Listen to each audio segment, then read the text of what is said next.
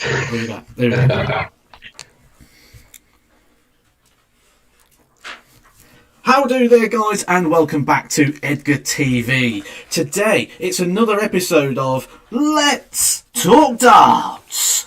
I've got that voice nailed down, haven't I? It's another Let's Talk Darts today, guys. Today we're looking at darts from another angle. This show's brought you darts from every angle possible. We've seen it from a professional player. We've seen it from players just winning their cards, just losing their cards. We spoke to Dan Dawson, a commentator. We spoke to Matt Ward, who is a manager. We spoke to darts from many, many different angles. And today we're going to look at it from another angle. We're going to look at it from a manufacturer's point of view. Guys, I'm going to introduce you to Dom, who is one of the owners of Loxley Darts. How do, Dom? Welcome to Edgar TV. Evening, Matt. Evening, everybody. Now, Dom, you may be looking at him right now and thinking, am I watching the latest episode of Despicable Me? Now, if you have a little look here, I just want to get this... I just want to get the elephant in the room out here nice and early. Look at the resemblance. We've got Gru from Despicable Me, and we've got Dom right next to him there on the screen. Look at that. Look at the resemblance. It's looking... so yes, Loxley Darts is owned by Gru from Despicable Me. How do to everyone in the room today, guys? How do Adam, Jacob, Tristan, Stephen? How do Graham? Adam's in, Eugene's in. Jacob, turn the volume up, man. Don't blame me for that. I've got a Yeti microphone here. Yeti. How do Tristan, George? They're all loving Gru. They're loving Gru. Yeah, I can see that. Thanks for that, How do Marshy and everybody else who's joining us. Guys, if this is the first time you have joined us today for a Let's Talk Darts, this is how it works. We're going to have a little chat, and I've got a few questions that I'd like to ask myself. Dom will be answering those questions on behalf of Loxley Darts. If you've got questions of your own, what you're going to do is you're going to bang them in the chat box, just like Clayton, Ant and Alan are putting in their hellos at the moment. You're going to put in your questions in that chat box. Jodie is sat over there with a pen and paper. She'll be writing those down, and she's going to come over and she's going to give me those questions. We're also going to play a game tonight as well. A game. We've been playing this game the last couple of weeks. It's Who is the Dart Player, based on their achievements. It's a nice little fun one. Ryan Searle's in the room. How do Ryan? How do Paddy? Loads of people joining us. Dave's in the room as well. Now people are saying hi to Ryan. Hello, it's my show. It's my show. Evening, Ryan. He's trying to hijack my show. Normally Jodie does that. It's normally Jodie who puts in the hello, and then everyone jumps on the back of that. So I think you've missed CB15. Oh, yeah, he's just... Oh, you got the chat up there, have you? I say, yeah, lovely. Yeah, I've got the chat up there. He's asking if you're the minion wearing the yellow shirt. Yeah. I'm kind of glad I missed that one. Thanks, CB. He's helping you out, isn't he? The minions. Yeah, good lad. Good lad. Oh, wow. What a way to start the show. So, we best crack on with the show. So, first place we best start, really, I suppose, is Loxley, the new sort of manufacturer, the new brand on the block. How did this come about? Wow, yeah. Loxley started, I guess in a lot of ways, it started back in 2018 when we got in touch with this lunatic who had, I think, 270 subscribers to his YouTube channel. Some of them are probably in the room right now. Like that. Yes, I would imagine so. Long process that led to Loxley happening. We sponsored Matt, as I just mentioned, back in November of 2018. We first got in touch and got talking. Matt was very skeptical in the beginning. He said, well, what do you want with me in terms of sponsorship? And one of the things that we instantly found appealing was this Edgar TV. That at the time, I think you got about 4 or 5 videos on there, Matt. And there was definitely something there for us as sponsors. We took that on.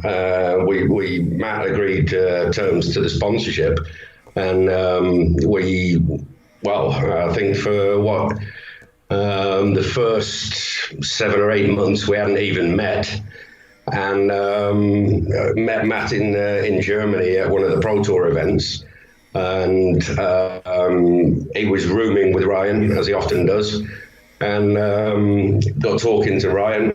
Nice lad. They both had similar issues in the darts world, in terms of getting their profiles out there. We started sponsoring Brian as well,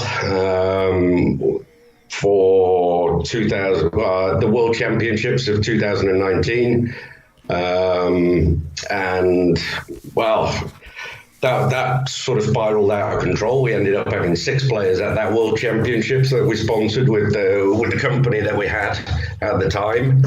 And all this time we were talking to Matt and to Ryan about where they wanted to be as dart players, how they wanted to achieve that. And with Matt's permission, we were talking to a few people. And then lockdown happened, just as we were about to make progress, and that shut things down, particularly for the person we were talking with in their country. And Matt and myself, my brother Matt, who I own Loxley with, had a good look at each other and said, well, let's see if we can do something. And well, we spent about a month and a half researching what it would take, where we could source darts, and all the other peripherals that come along with being a darts manufacturer, and basically took it from there. We didn't have a factory, we didn't have anything, but Matt and Ryan had both signed with us. So we really had to take it on board from there, and this was March last year. I think both Matt and Ryan signed in April of last year, and we took it from there, really. And we were very fortunate to get in touch with Zach, who is, as you know, Thornton Darts, for the technical drawings that are required for the machining of darts. He came along at the right time. I think we came along at the right time for Zach, and we started working together. Initially working on Matt Edgar's dart and Ryan's as well, and it snowballs from there, really. Yeah, I think you've said it there. Snowballs. Oh, hang on, I'm getting some feedback there. That might be. Have you got one on yours? I haven't got any feedback. Have you got the? Oh no, there we go. It's gone. It's gone. Oh no, I'm back. Have you got the stream on? Yeah, I've got the stream on, but it's muted. Oh, okay. Is anyone else picking this up, or is it just me? What are we getting in the chat box as well, or is it just me that's getting a little bit of feedback?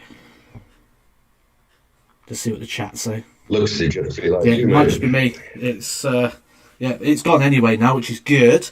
I was saying there about it snowballing, and it certainly has, hasn't it? It's fast forwarded quick over these last couple of months, especially. But there's a couple of things you mentioned in there that I just thought would be interesting to pick out. So you said you met me and Ryan in Germany and we had similar issues. Are we discussing the bunk beds in the middle of an industrial estate that me and Ryan were staying in the middle of a closet?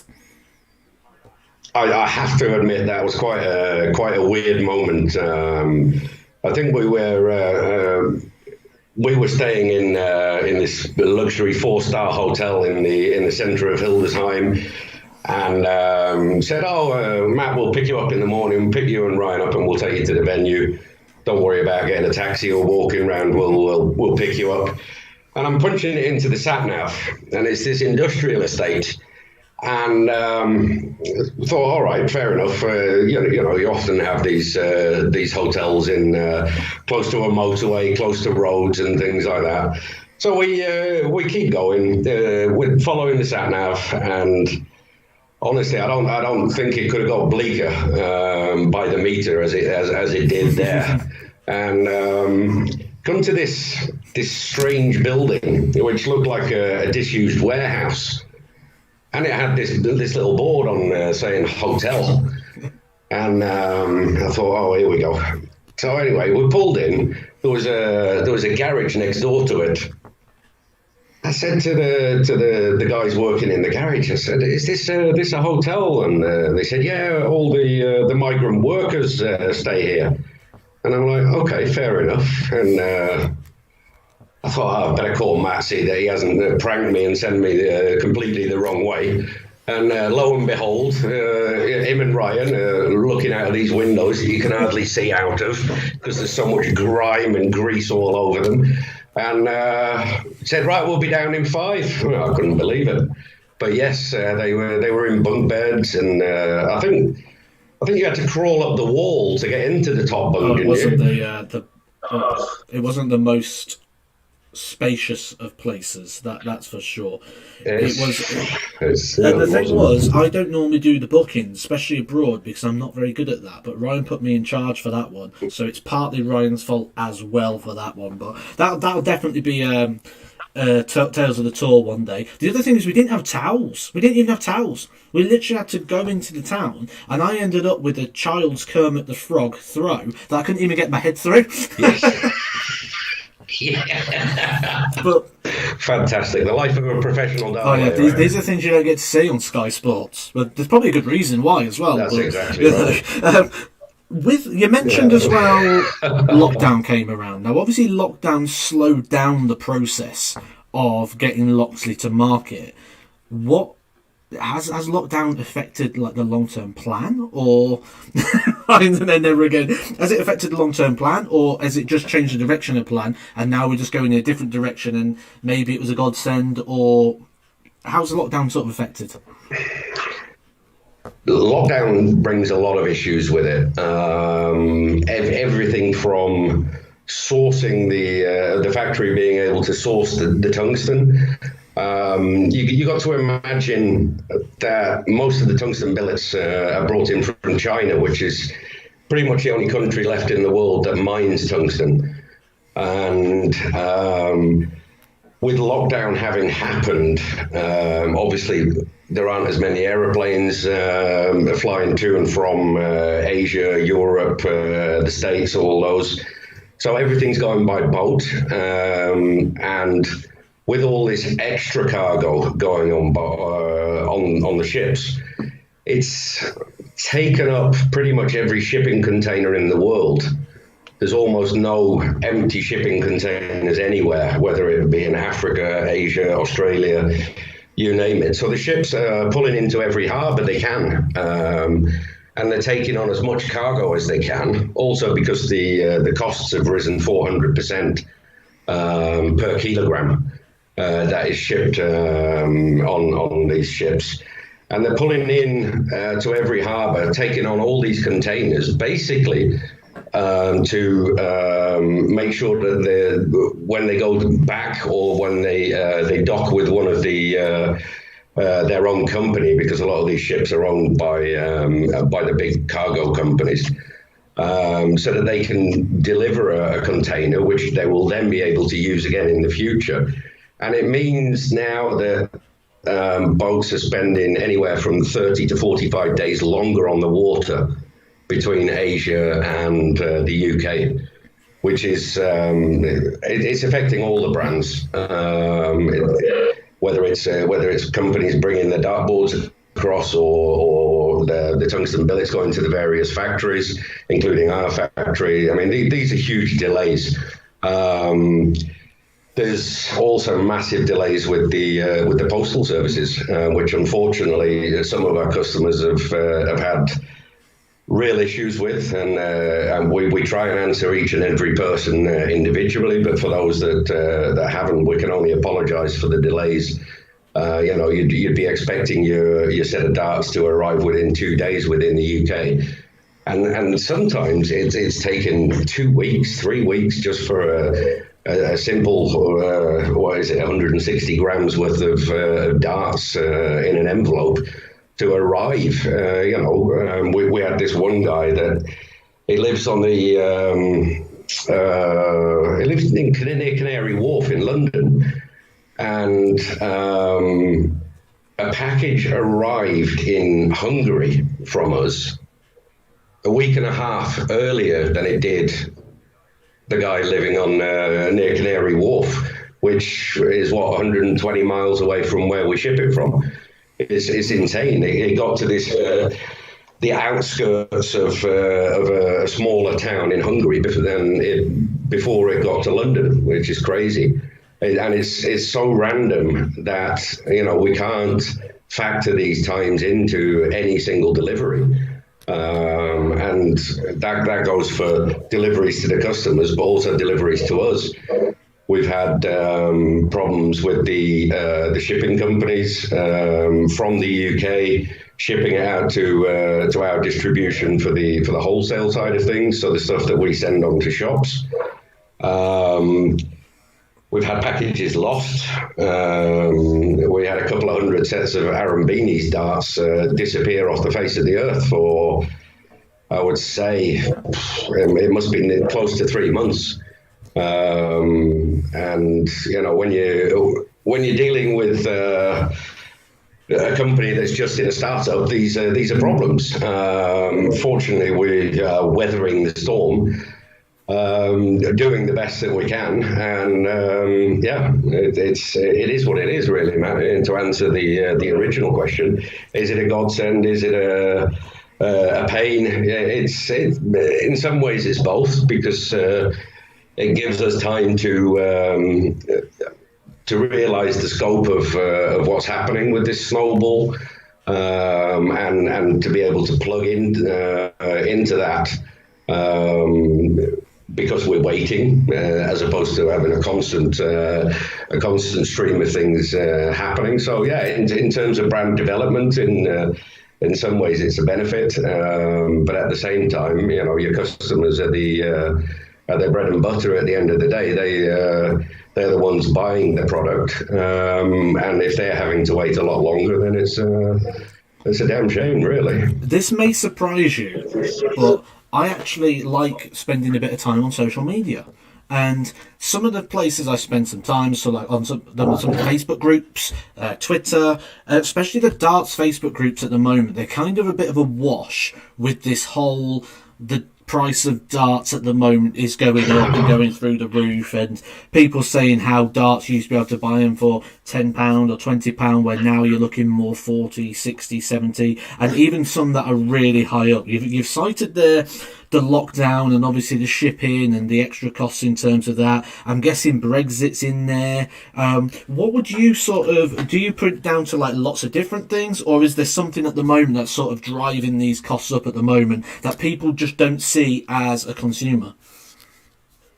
It's all across the board, really, Matt. It's everything from these delays in getting stock in, and then having to ask the factory to up their turnover. That brings an extra cost with it in terms of their management. And the shipping companies. I mean, we're now paying for express deliveries from the factory to us because of the reliability factor. That has given us, I'd say, probably is 3 times more expensive the way we're shipping it at the moment. But when you get packages lost, it's just not worth the hassle. I mean, there's people crying out for darts that have been stuck in warehouses or in trucks, or going to Cyprus instead of The Hague. That's a big thing. We've tried not to push the prices up in that respect. How long that's sustainable really depends on how many months this fiasco with the shipping companies lasts. But I mentioned earlier, most of the tungsten now is actually mined in China. It's one of the very few countries left in the world that even mines tungsten. And when you have a scarcity or a scarcity, you can put the price up. But China is being impacted as well. Obviously, with other countries being in lockdown, the price of the yuan, the Chinese currency, has gone through the roof in comparison to the dollar, which is what it's always been traded on, and which is why China's always been a lucrative option for people outside of Asia in terms of buying stock, manufacturing stock, and even the shipping side of things. With that going up, it's a problem, and it's perhaps not the cheapest option anymore. But when you're basically the only ones bringing the tungsten up, that's going to have a knock-on effect for everybody. Like I said, we're trying to keep the prices down. We're looking at various ways in doing that, and it's something that I wouldn't say it's a headache at the moment, but in the future it could well be that you see small increases in prices, but we're trying not to. Let's just put it that way. It's certainly not just like say a lot. Certainly when I start speaking, I get that feedback. Oh, and I'll just keep going. There we go. It's gone. It's certainly not just like you say, a thing that Loxley are having to deal with. You're seeing this across the board. I saw an announcement recently from one of the shops saying that there's a 10% rise in everything across all of their stock in the shop, and they literally gave people a couple of days warning for that and cited all these issues sort of for that. So I thought it'd be good to get sort of a bit of manufacturer feedback on that. Before I move on to my next question, guys, I've just noticed that we've got about half the amount of likes that we have people in the room. So if you haven't done so yet, guys, do hit that thumbs up button. That's the like button just underneath me here on the screen. If it's not blue, turn it blue. And if the button next to it is red, that means you're not subscribed. So sort it out. Right. Sponsorships. This is a topic that a lot of people have wanted me to talk about. I'm guessing, if we look at the world of darts, there are some fantastic players. There's people not on the tour that could be on the tour. The darting world, especially towards the top end, is full of talent. So you could literally just go, he's good, let's sign him up. But it don't work like that. What is it you look for? No. Apart from the performances on the hockey, there's got to be a lot more there. I mean, I mentioned at the beginning how we even got in touch with Matt in the first place. It was the insanity of Edgar TV at the time, if you don't mind me saying, Matt. You had well, it was 170 or 270 subscribers at the time, and these videos that were different, to say the least. But it was this person that was working on a professional darts career, but was also putting himself out there to be mocked, spoken about, entertainer, without any shame, just laying it all on the line and talking to yourself, Matt. Over the months, we got to see that there was a much bigger picture with Edgar TV. And with Edgar the dart player, and it's a journey that's well, you've called it a 10-year journey. It's something that we want to form these, for want of a better word, relationships with the players that we have, players that have a little extra about them. We signed Aaron Beanie. And he'd lost every single game in his professional career. Now, most manufacturers would have said, or probably, I can't speak for them, but would probably have said to Aaron, you can buy a set of our darts, but we can't really put your name on it. But we met Aaron before he played his first ever professional game, and on the first Pro Tour of last year in Barnsley, and got on like a house on fire. We got to know a bit about his story. There's a lot more about him. At the time, he certainly wasn't the best player on the tour, and we wanted to work with someone who had the character and personality that he had, and whether he'd won all 13 or lost all 13 games, it really wouldn't have mattered at that moment in time, just because we got on like a house on fire, and really got to see his perspective of the game of darts. And also, he did something that 99.9% of us, when we pick up a set of darts, probably hope or wish that we could do, and that's get ourselves a tour card. And 99.8% of us never will. And he was that 0.01% of people who managed to go from pub player to pro with some superb performances, and then came down to earth with a bang, and that, combined with his backstory, is just so what we're all about. And then we got someone like Ryan Searle, who very quiet guy. You wouldn't think so with his rocker hairdos and his God knows what he's got on his shirt these days, skulls and everything. But is an incredible talent in terms of what he could do. And has this ridiculous dart. Yeah. What more could you ask for? Who wouldn't want to sign someone with this, who throws bricks at a dartboard that he can hardly see? You'd be a fool not to. Am I right? So. A player has to have a certain bit of personality, something more about them. Yes, they can win as many games as they possibly can. We will give them the tools to get the best out of themselves. And Aaron is a great example at the moment. He's got his signature darts. And he's spent some real time hammering the practice board when he's not at work, and that now with a dart that he's designed for himself, he's really starting to show some massive results. I mean, he's averaged 98.9 the other day. When we signed him, he was 20 points off that.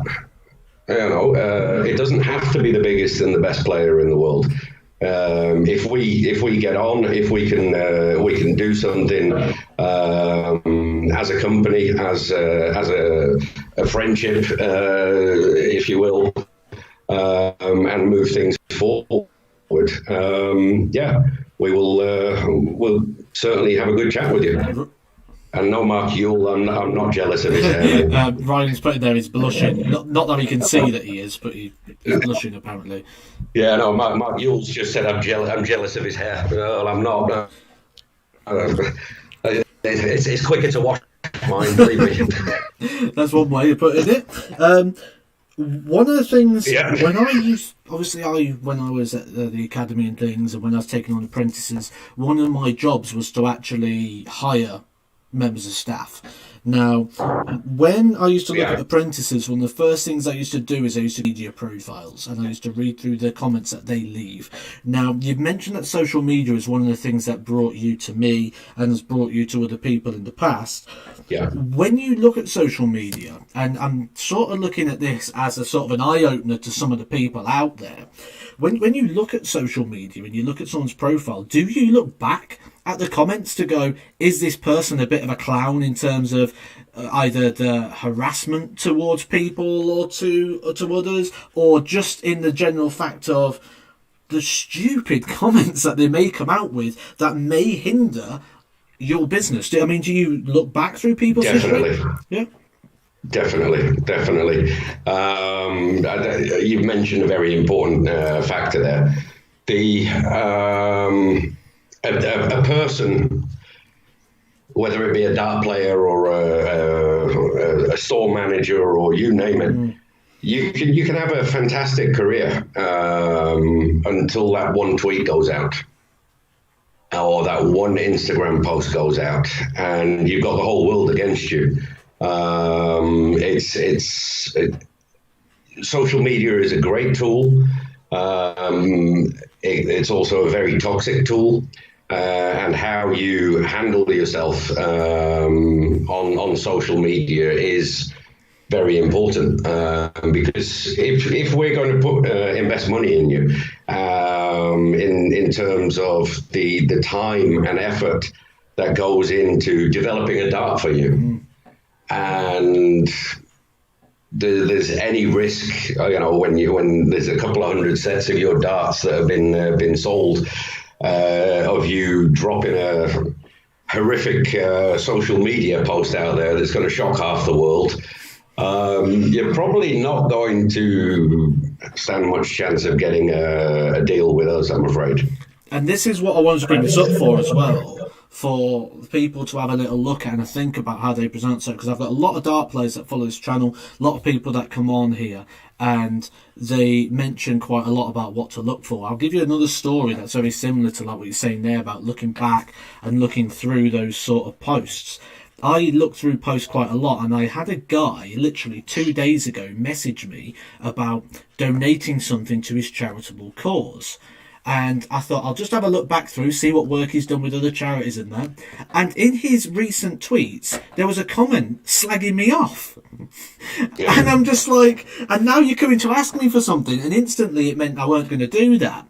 And I didn't even respond to him. I thought, no, I'm not even going to give you the luxury response. And I thought, I wonder if as manufacturers, if you're looking at, like you say, this person wearing your logo, how far back would you go? What would be sort of a reasonable amount of time would you sit back and go through somebody's profile to make sure that they're not a bit of a clown? Absolutely. Well, there's I can't mention the person's name, obviously, but there was someone that we were talking to, and then their social media was great. They were really involved in the social side of the darts, interacting with other dart players in the groups and everything. And then an incident happened in online darts, and their response to what was aimed at them was rather disturbing. And they apologized the next day, but for me the damage was done already, because that instant reaction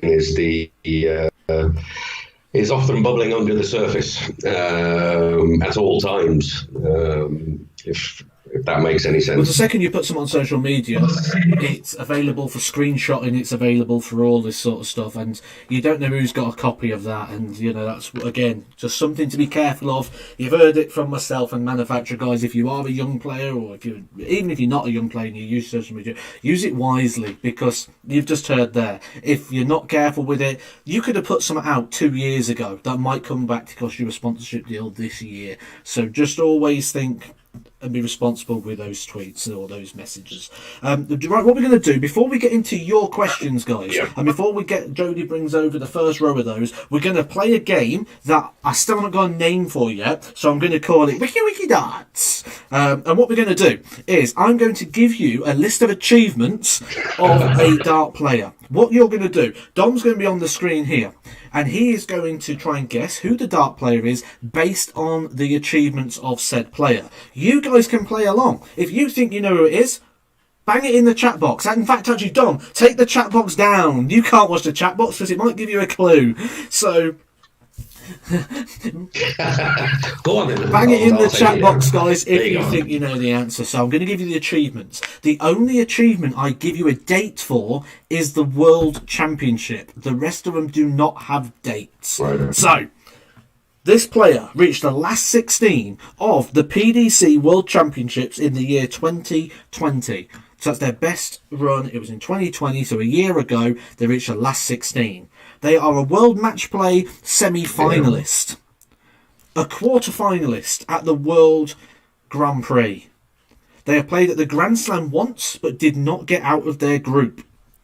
They got to the quarter-finals of the European Championship, the last 32 of the UK Open, and the last 16 of the Players' Championships. So Right. key points there.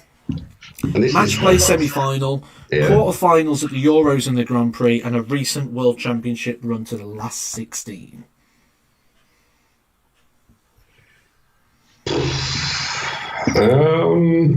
It's not. That's one. You get 3 guesses. I'll let you know that someone in the chat box got it very early, so it's a good job you're not looking. Yeah. Oh, wow.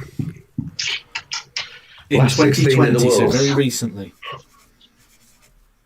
That would be the year you came over. Yes. Yes. Match play semi-finalist. Ah. Well, that's a hell of Quarters at the Euros and the Grand Prix.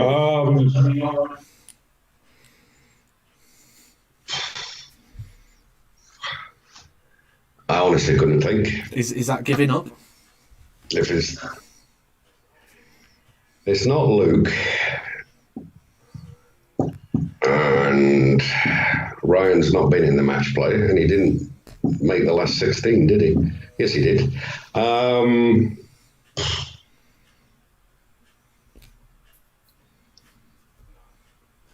No, I'm going to have to give up on this one. And that is Jeffrey Deswan.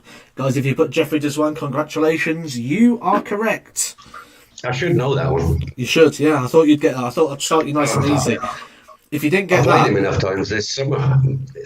if you didn't get that, you got no chance of getting this one. I can tell you that. So here we go. He made the World Championship last 32, best run last 32 in 2011.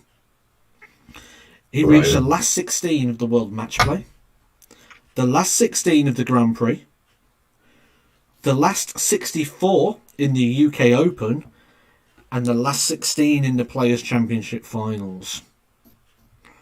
So a lot of majors spread out. Not many wins in the majors, but he's played in a lot of them. Are they still playing? Yes, yep.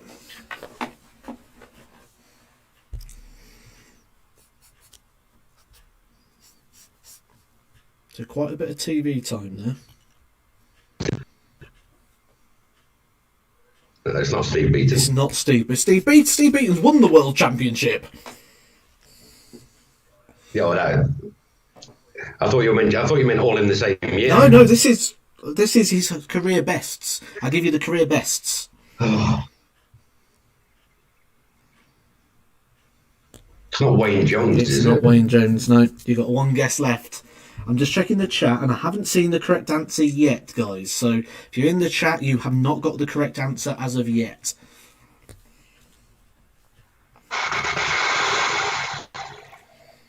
Wow. Last 16. Do they still have a tour card? Oh, that's not in my list of potential clues. I've just give you 1, 2, 3, 4, 5. All right, I've just give you then, 5 clues. Barry Bates. No, it is Steve Brown, guys. Steve Brown, which I would never have got I can't that. see anyone's got it. We've got Robbie Green, Pipe, Vandervoort, Bunting, Caven, Ovens. No one's got it. No one's got it. I'm just plugging my laptop in. Just a second.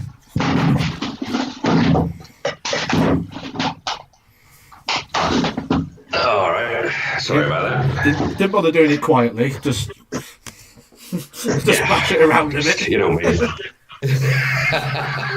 Okay, next player. Here we go. I think some people are going to get this one. World Championship best run was the last 16, which has happened 3 times in the years 2014, 2019, and the year just gone, 2021. They reached the last 16 of the Grand Slam of Darts, the last 16 of the Grand Prix, A European Championship semi-final, so there's another big point. 2 UK Open quarter-finals. So 2 UK Open quarter-finals, a semi at the Euros, and are 3 times qualified for the Players' Championship, but haven't won a game at Minehead. So some 2 big clues there. The 2 quarters, the European semi, and then the 3 good runs at the World Championship, including a last 16 just this year. Wow. Have they won any other majors? No, they haven't. The list that I rolled out, that's every appearance in a major. That's their best major appearances. Right. Wow. And just to point out, you haven't got any correct so far. No, I think it's a safe bet. I'm not going to have any of them. Last 16 this year. As well as 1914, as well as 2 quarter-finals in the UK Open, and the European Championship semi-final. Wow. No. There are a lot of people in the chat that's got it right. You are going to kick yourself with this one. Well, I'm not looking at the bloody chat, am I? You're going to kick yourself. Do you want me to tell you the answer?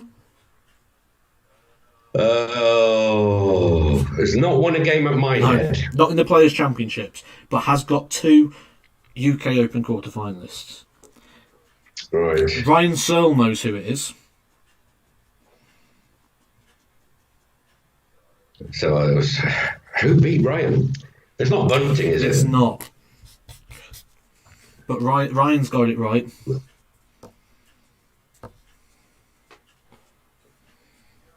No.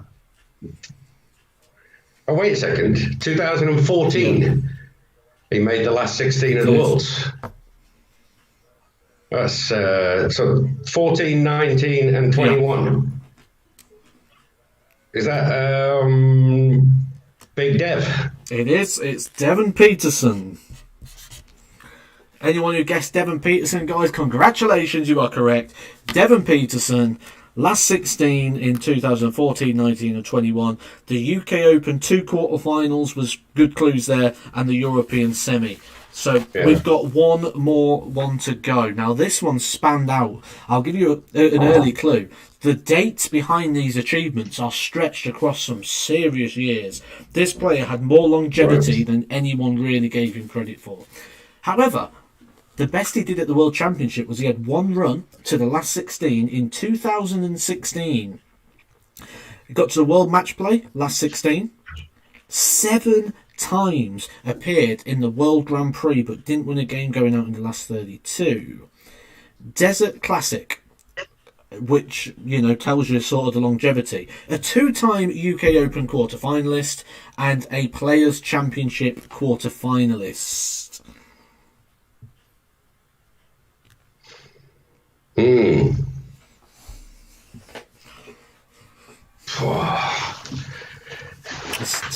tough. It's tough. Wow.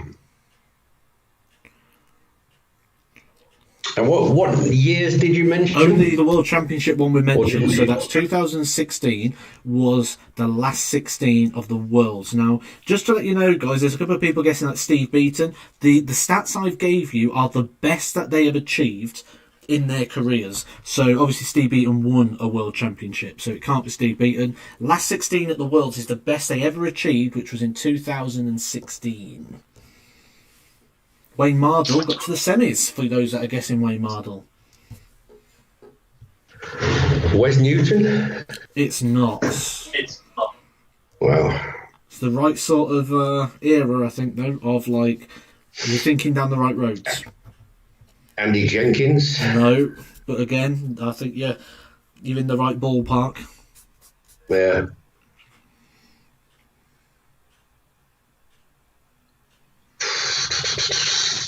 I haven't seen the correct answer yet.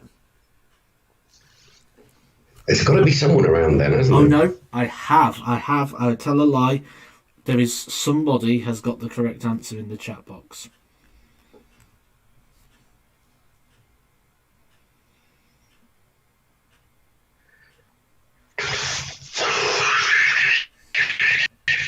Who else was playing around then?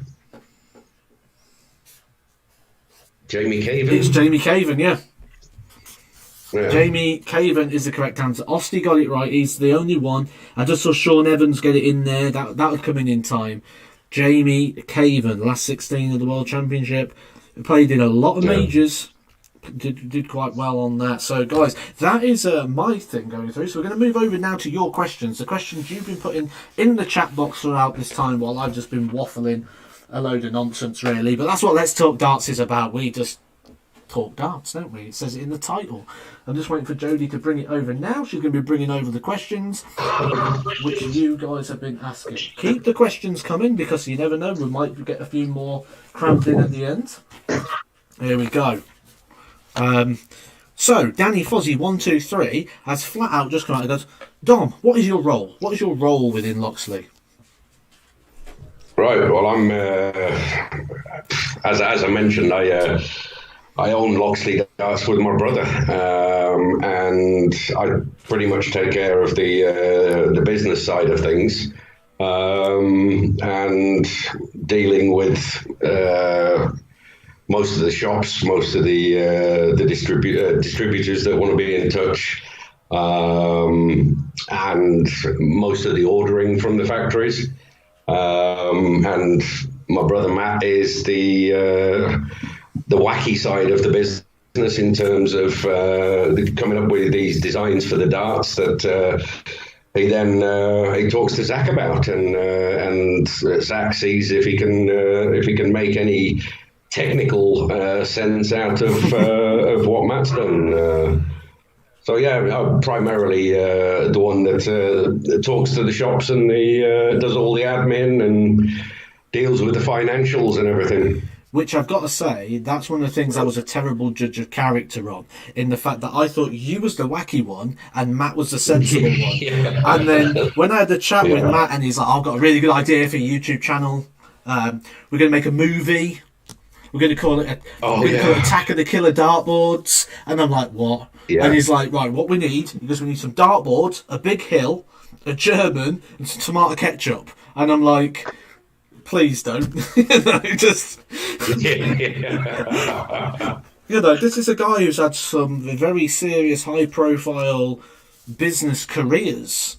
And he's sat coming up with this idea of rolling dartboards down a hill while me and Max Hop run away with ketchup on us. And it's like... let's not. Chris Bellard has asked, is there any players you're looking at the moment? Is there anyone on your radar? There are one or two. I guess there's always going to be someone on the radar.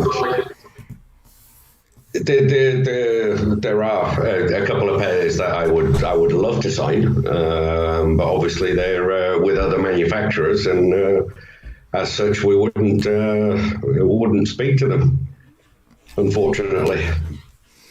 I can see there's quite a lot of. I know you got the chat up there. You can see there's quite a lot of love actually for some of the darts that's been produced so far from Loxley in the chat. Sean Evans has put, what is it like having players like Matt and Ryan in your team? I'm guessing when it comes to me, you're going to say it's a privilege, every day's an honour, and you just wake up wondering what sort of joys I'm going to bring to the chat that day. Absolutely, man. Absolutely. As you well know from all my messages, it's interesting having the players that we do. They are completely different. Each and every player that we have has their own unique characteristics, which, as I mentioned earlier, is a lot of the reason why we signed them in the first place. It can be it can be frustrating. It can be heart-stopping, nearly. Watching them, but one of the proudest moments I've had in sport is when you yourself, Matt, walked up on stage at the World Championships back in December 2019, and I was there to be a part of it and enjoy it, and it was a fantastic achievement, and one that I hope we get to reproduce many, many times in the future. Yeah, definitely. Love. Can't beat the World Championship stage, can you? It's amazing. It's amazing. It's fantastic. Absolutely fantastic. Graham Worsley's asked more of a business-related question here. He says, have you ever looked into machining the darts by yourself, like in your own factory? And what are sort of the advantages and disadvantages of like machining your own darts? Well, if you're going to do anything on scale, machining it yourself, it is just not feasible. I mean, we talked about pricing earlier. If we were to machine everything ourselves, the investment for us as a company to build our own factory would be astronomical. And in terms of doing some of the smaller machines that you can do, it's not cost effective for a larger scale production. There are custom darts companies out there who charge a lot more for a set of darts than the bigger brands, and that's simply because of the cost involved for them doing a much smaller scale. Yeah, I can imagine, like say, advantage, disadvantages all the way through. Wishan Pillay has asked, and I'm sorry if I've murdered your name, I'm not very good with names. He goes, what does Matt charge for an exhibition? And is Loxley represented in South Africa? If not, what is needed to be a distributor? So first of all, what does Matt charge for an exhibition? If you are going to contact the Loxley guys, they'd be able to pass that information back to you. But he's asked, what does it take to be a distributor? And are you represented over in South Africa at the moment? Currently not, Mr. Pillai, so feel free to drop us an email. Have you got the email to hand that you could get a pen and paper ready for? Admin@loxleydarts.com. So there you go, Wishan, admin@loxleydarts.com. Drop them an email. They'll have a chat with you. They can also let you know the exhibition. I'm guessing you want me to come and cut some red tape and be the talk of the town, opening up you as a new distributor for Loxley Darts. I mean, who better than the primetime player himself? There you go, and I'll tell you what he charges. Mark, I think it might be Mark Hughes or Mark Huge, or Jodie's writing's not very clear. I mean, it looks like Mork, but I know it's going to be Mark because no one's called Mork. Someone's going to pop in now and go, hey, stop disrespecting us Morks. How many players does Loxley Darts now have on board? We have actually quite a few. Obviously, we've got Aaron, Ryan, and Matt on the Pro Tour. We have Steve Hine. We have Mal Cumming over in Australia. We have the two young gentlemen that represented Gibraltar at the recent World Cup of Darts, and we also have their sparring partner, Sean Negrete, who will be pushing both of them hard for the spot this year. We have a young Dutch lad who's recently turned 16, who we hope you'll be hearing a lot of in the future. We have a young lady also in Holland, 18-year-old, and she's really coming along in leaps and bounds at the moment. We have Lorenzo Pronk, who has been playing on the Pro Tour, as he just missed out on his tour card at Q School. He's got in as one of the reserves for the last two Super Series, and probably getting in for the third as well. We have a young man called Ryan de Vrede, who has appeared at both the BDO and the PDC World Championships. He's starting to take the dart sport seriously. Hopefully he'll come on. He just missed out on a tour card as well. If the next Super Series is played in Germany, I would imagine he'll be making his reappearance on the Pro Tour, as he's missed out on one player dropping out on both the two previous Super Series. We've got 4 or 5 others in the UK, all players that are coming through the development tour, and just starting out on the challenge tour as well. So we've got quite a stable, and we're always looking for interesting characters to come along. But yeah, as Matt said earlier, watch out what you do on social media, because that is a big advertising spot for any brand, whether it's darts or shoes or printer cartridges or whatever these days when they're looking to sponsor someone. I've missed a lot of the answer because I don't know if you saw in the chat, but someone, a Mork, did appear in the chat and stop disrespecting us Morks, you know. And I saw that on the way past, and you laughing your head off in the distance. I've never crack up, and I'm normally very good at being either stone-faced or just carrying on with what I'm supposed to do. But it's so simple just to become Mork and hey, leave us Morks alone.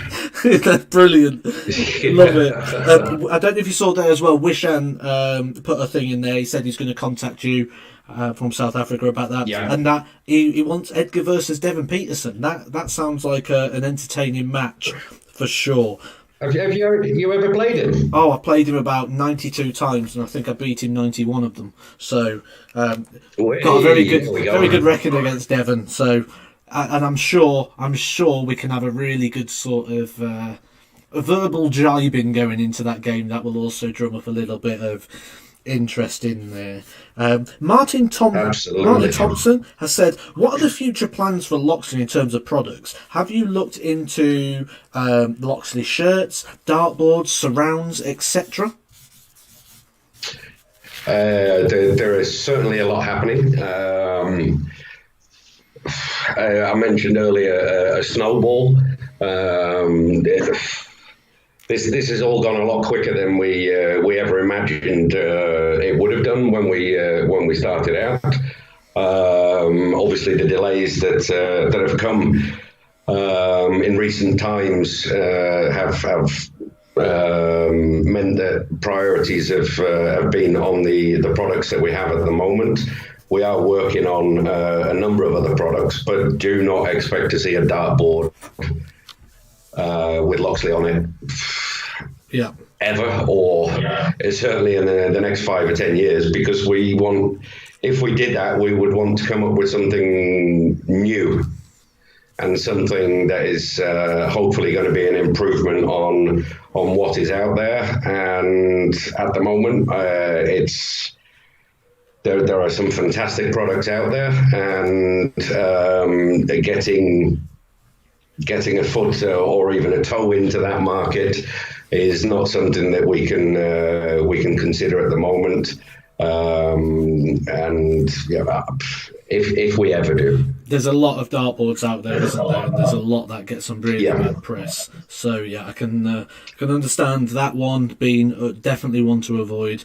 Jojo29 has said, and I think I'm probably going to end up answering this one for you, has said, Target Darts created the Darts Counter app, and on that you can play the pros and you can play different games and things and stuff on that.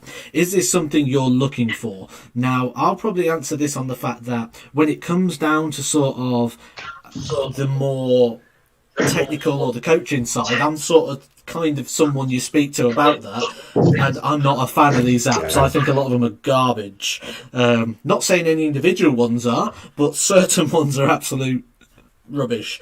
And I think I'm the worst critic for that, aren't I? So I'll probably talk you out of that more than anything. Yeah. Oh, absolutely, and what others do is entirely up to them. But we have a very close working relationship with Dart Connect, for the academy that we have here in The Hague, which is co-run by a darts management team that we're also part of, and through that agreement that we have in place with Dart Connect, we don't see the need for anything for us at the moment. And whether people can play our players on those in the long run, that would be up to the individual players, but it's not something we've even asked them at the moment. No. I know that you're more looking at the physical, aren't you? The sort of getting the sponsored players out doing exhibitions, doing sort of en masse, sort of like 4 or 5 players in one venue at a time, doing sort of playing crowds in that way rather than the online way. Yeah. Nishan's told me to let you know that he's already sent you an email. He's on the ball. He's productive. So, good man. I would open it, but I'm a bit busy at the moment. But I'll open that one later. Thanks very much. We've all been stitched up by that email, haven't we? Where it goes, open this email, and you get the screaming noise. We've all had that one, so we'll watch ourselves. Yeah, that's right.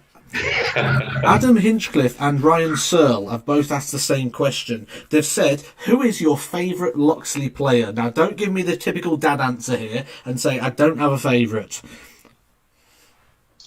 My favourite at the moment has to be Mr. Beanie. There you go, Matt. I bet you didn't expect that answer. No, I didn't, no. No, Mr. Beanie, because he is doing exactly what, when I first met him, I said he should be capable of doing when he got his tour card, and he's coming along leaps and bounds. And in terms of reasons why that is, the other two favourites on the tour, blimey, are the ones that are training with him on the practice boards all the time. I was going to say, they've helped him out a lot as well. Beanie's results have gone through the roof, yes, but who's the guy who goes and meets him in the morning and gets practicing with him? Who's the guy that, I'd like to take at least 90% of this, if not 95%. Oh, it's if I went through the messages on here, that is open to debate, mate. But Mr. Searle, don't cry. For me, Argentina. I can see him crying in the chat box. Yeah, he's heartbroken. Yeah. Terrible. Well, that's that ended the interview now. Yeah. Well, so you come on someone's channel, you don't even pick him as a favourite. I know. I've not even thought on darts as favourite. Jodie, am I your favourite? No. Anyone going to put me as favourite? Nishan, you still here, mate? Do you want to put me down as favourite? I'll take over Devon. Let's have a look. What else we got here? I don't have a clue what that says, so I'm going to go past that one. Here we go. This is an interesting question. What is the furthest Loxley have shipped a set of Edgar TV darts? We have shipped them all over the world. They've gone to South America. We have, we don't ship to Australia and New Zealand anymore because we've got an exclusive partner down there that's taking care of business for Loxley themselves. But we've sent them to a couple of islands as well, in the middle of nowhere. I believe Zach can probably confirm it in the chat, but I think we sent them to Turks and Caicos. Which is a tiny little island in the middle of nowhere. Oh, I've just had a text message here from Zach's missus saying I'm her favourite. So at least we've got one there. Sorry. Cheers. Someone said it. So.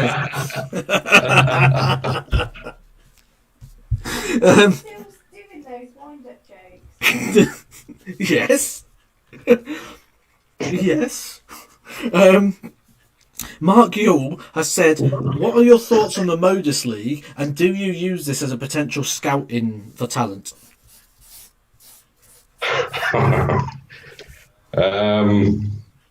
No, we don't. Okay, nice and to the point there. What first got you into darts, asks Tristan M.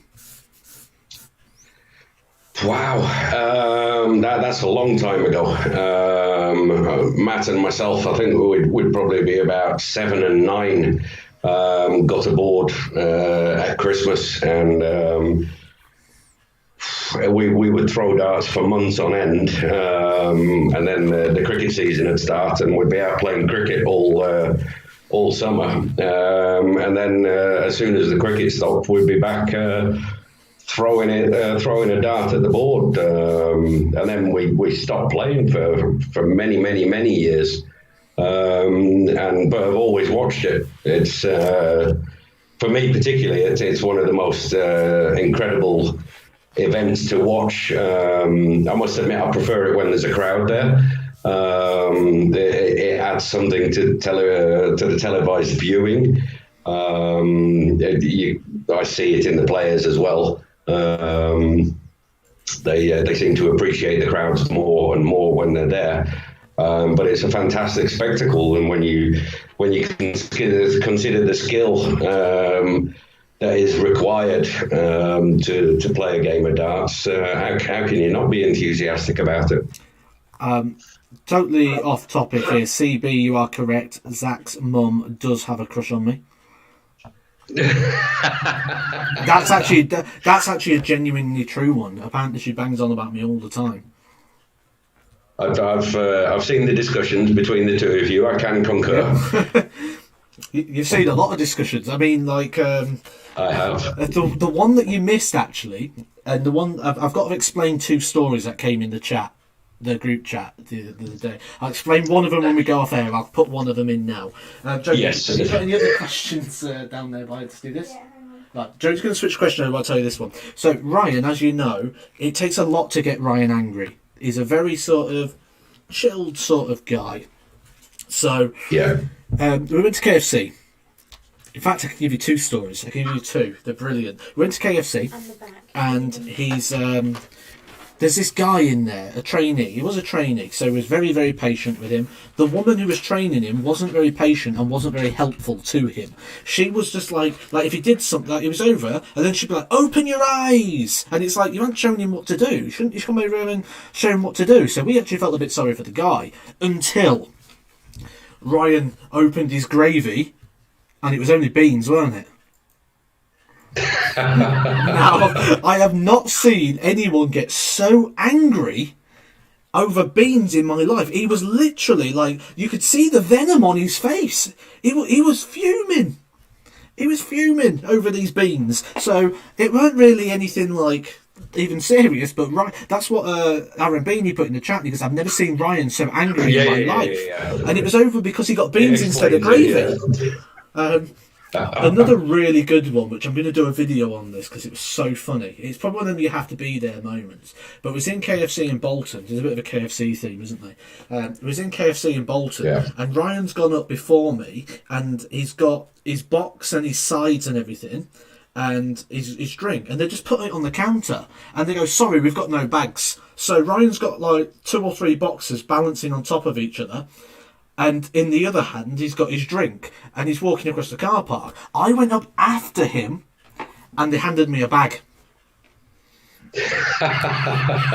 So he was literally, he's like, "How have you got a bag? You went up after me." So yeah, he wasn't happy with that.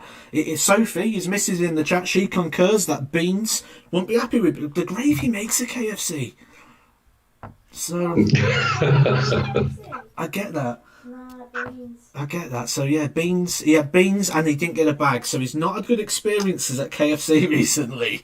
But it was the bag, because he's walking, and like obviously I've all got it in one like carrier. So I've like got my phone in one hand and I'm doing this in the other, and he's like trying to juggle it like across the car park. No bags. Oh, it really was one of those. if you was there, you'd have laughed your head off moments. You know, I as you can imagine, me when things go wrong, I just find it funny.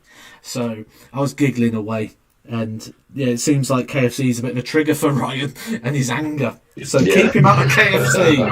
I've got another list of questions here, so I'm going to fire some more of these through. What have we got here? Did it come as a surprise to you? This is from Adam Vernon, by the way. Sorry, Adam Vernon. Did it come as a surprise to you that the Robin darts have been insanely popular? Wow. I'll be honest. When Matt came up with the design and got to work with Zach on it, and Zach generated a 3D image of what it would look like. I honestly thought it wouldn't fly, and then we ordered a small amount to go on the market. We didn't even order a sample of it. This is how crazy we are.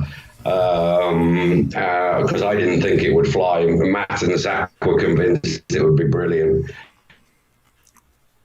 And once I threw it, I was not surprised.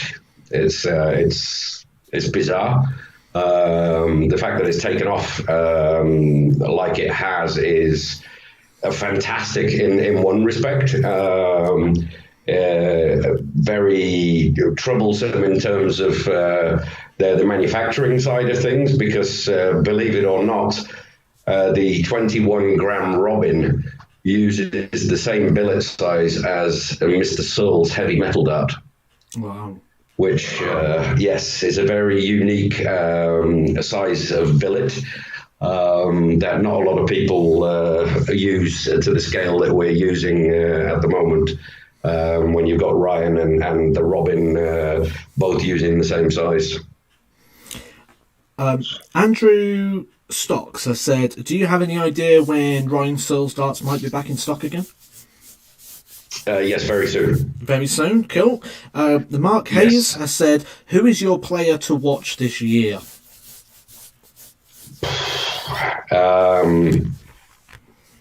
Well, he's already won a Pro Tour.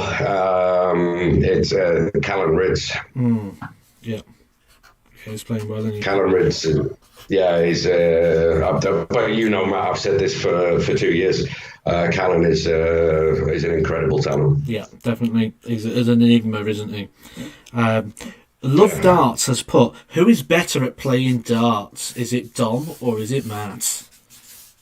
Matt Edgar or Matt, my brother. Because if it's Matt Edgar, I'd say me. No, just kidding, Matt. No, both Matts are better than I am. Right. Very, very honest there. I thought you might have at least give it a little bit of something to Matt there, but no.